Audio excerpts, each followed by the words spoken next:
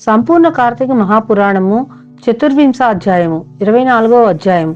అత్రి మహాముని చెప్తున్నాడు, అగస్త్య, కార్తీక మాస శుక్ల ద్వాదశిని హరిబోధిని అంటారు. ఆ ఒక్క పర్వతిథి వ్రతాచరణం చేస్తే అన్ని తీర్థాలలోనూ స్నానం చేసిన, అన్ని విధాలైన యజ్ఞాలను ఆచరించినా కలిగే పుణ్యం ప్రాప్తిస్తుంది.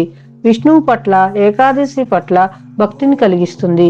సూర్యచంద్ర గ్రహణ పర్వాల కంటే గొప్పది, ఏకాదశి కంటే 100 రెట్లు మహిమాన్వితమైంది అయిన ఈ ద్వాదశి నాడు ఏ పుణ్యం చేసినా, పాపం చేసినా అది 1,00,00,000 రెట్లుగా పరిణమిస్తుంది. అంటే ఈ ద్వాదశి నాడు ఒకరికి అన్నదానం చేసిన 1,00,00,000 మందికి అన్నదానం చేసిన పుణ్యము, ఒక్క మెతుకు దొంగిలించిన 1,00,00,000 మెతుకులు దొంగిలించిన పాపము కలుగుతాయి. ఒకవేళ ఏ రోజుకైనా ద్వాదశి గడియలు తక్కువగా ఉన్న పక్షంలో ఆ స్వల్ప సమయమైనా సరే పారణకు ఉపయోగించాలే కాని ద్వాదశి దాటిన తర్వాత పారణం పనికిరాదు. పుణ్యాన్ని కోరేవారు ఎవరైనా సరే ఏ నియమాన్నైనా అతిక్రమించవచ్చును గాని ద్వాదశి పారణను మాత్రం విసర్జించకూడదు. ఏకాదశి తిథి నాడు ఉపవాసం ఉండి మరునాడు ద్వాదశి తిథి దాటిపోకుండా పారణ చెయ్యాలి. తద్వారా కలిగే శ్రేయస్సుని శేషసాయి చెప్పాలే కాని శేషుడు కూడా చెప్పలేడు. ఇందుకు అంబరీషుని కదే ఉదాహరణము. అంబరీషోపాఖ్యానము. ద్వాదశి వ్రతాచరణ తత్పరుడు, పరమ భాగవతోత్తముడు అయిన అంబరీషుడు అనే మహారాజు ఒకానొక కార్తీక శుద్ధ ఏకాదశి నాడు ఉపవసించి మర్నాడు ద్వాదశి గడియలు స్వల్పంగా ఉన్న కారణంగా తిథి దాటకుండానే పారణ చేయాలి అనుకున్నాడు. అదే సమయానికి దుర్వాస మహర్షి వచ్చి ఆనాటి ఆతిథ్యంలో తనకు కూడా భోజనం పెట్టవలసిందిగా కోరాడు. అంబరీషుడు ఆయనను ద్వాదశి పారణకు ఆహ్వానించాడు. తక్షణమే దుర్వాసుడు స్నాన అనుష్ఠానార్థం నదికి వెళ్ళాడు. అలా వెళ్లిన ఋషి ఎంతసేపటికి మళ్లీ రాకపోవటంతో అంబరీషుడు ఆతృత పడ్డాడు.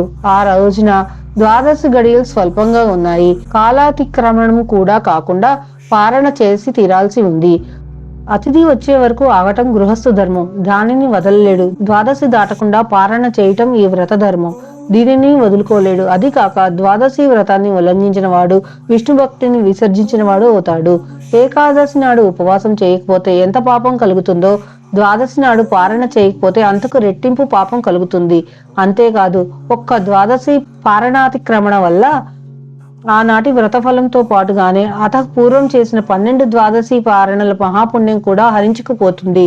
జన్మజన్మాంతర పుణ్యబలం క్షీణిస్తుంది. అన్నిటికన్నా ముఖ్యంగా ద్వాదశ్యతిక్రమణము వల్ల విష్ణు విరోధ భీతి ఏర్పడుతుంది. అందువల్లే ప్రాణావసానైనా సరే ద్వాదశి పారణ చేయటమే కర్తవ్యం. తద్వారా సంక్రమించే బ్రాహ్మణ శాపం వల్ల కల్పాంత దుఃఖమే కలుగును కాక దుర్వాస గమనాంతరం కన్నా ద్వాదశి తిరోగమనాత్ పూర్వమే పారణ చేసి హరిభక్తిని నిలుపుకున్నట్లయితే కలగబోయే కష్టాలను ఆ కమలనాభుడే కడతేరుస్తాడు. ఇలా తన మనస్సులో ఒక నిర్ణయానికి వచ్చి కూడా ధర్మవర్తనుడైన ఆ అంబరీషుడు ద్వాదశి పారణార్థం తనను పరివేష్టించి ఉన్న వేద విధులకు తన ధర్మ సందేహాన్ని తెలియజేశాడు. అంబరీషుని మనోవ్యధ. అంబరీషుని సమస్యను వినిన వేదస్వరూపులైన విప్రులు క్షణాల మీద శృతి స్మృతి పురాణాదులన్నిటినీ మన్నం చేసుకుని, మహారాజా, సర్వేశ్వరుడైన ఆ భగవంతుడు సమసజీవులు ఎందున్న జఠరాగ్ని రూపంలో ప్రక్షిప్తమై ఉంటున్నాడు. ఆ జఠరాగ్ని ప్రాణవాయువు చేత ప్రజ్వలింపజేయబడటం వలననే జీవులకు ఆకలి కలుగుతుంది. దాని తాపమే క్షిపిపాస బాధగా చెప్పబడుతూ ఉంది. కాబట్టి యుక్తాహారం చేత ఆ అగ్నిని పూజించి శాంతింపజేయటమే జీవ లక్షణము. జీవులచే స్వీకరించబడే భక్ష్య, భోజ్య, చోష్య, లేహ రూప అన్నాదులను వారిలోని అగ్ని మాత్రమే భుజిస్తున్నాడు. జీవులందరిలోనూ ఉన్న జఠరాగ్ని జగన్నాథ స్వరూపమే కనుక తన ఇంటికి వచ్చిన వాడు శూద్రుడైనా చండాలుడైనా సరే ఆ అతిథిని వదిలి గృహస్థు భోజనం చేయకూడదు. అటువంటి స్థితిలో బ్రాహ్మణుడే అతిథిగా వస్తే అతన్ని విసర్జించడం అధమాధమని వేరే చెప్పనక్కర్లేదు కదా. పైగా తననే స్వయంగా పిలువబడిన బ్రాహ్మణుని కంటే ముందుగా తానే భోజనం చేయటం బ్రాహ్మణ అవమానమే అవుతుంది. భూసురావమానం వల్ల ఆయుష్, ఐశ్వర్యం, కీర్తి, ధర్మం నశించిపోతాయి. మనస్సంకల్పాలు సైతం తిరోహితాలైపోతాయి.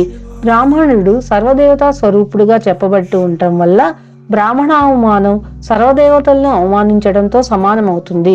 జాతి మాత్రం చేతనే బ్రాహ్మణుడు దేవతాతుల్యుడై ఉండగా కేవలం జన్మ వల్లనే కాక జ్ఞానం వలన, తపోమహిమ వలన శుద్ధ రుద్ర స్వరూపుడుగా కీర్తించబడే దుర్వాసుని వంటి ఋషిని భోజనానికి పిలిచి ఆయన కంటే ముందే పారణ చేయటం ధర్మమని చెప్పడం సాధ్యం కాదు.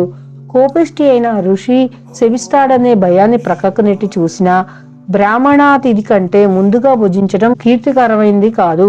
ధరణిపాల ద్వాదశి పారణ పరిత్యాగం వలన తత్పూర్వ దినమైన ఏకాదశి ఉపవాసానికి భంగం కలుగుతుంది. ఆ ఏకాదశి వ్రత భంగానికి ప్రాయశ్చిత్తం అనేదే లేదు.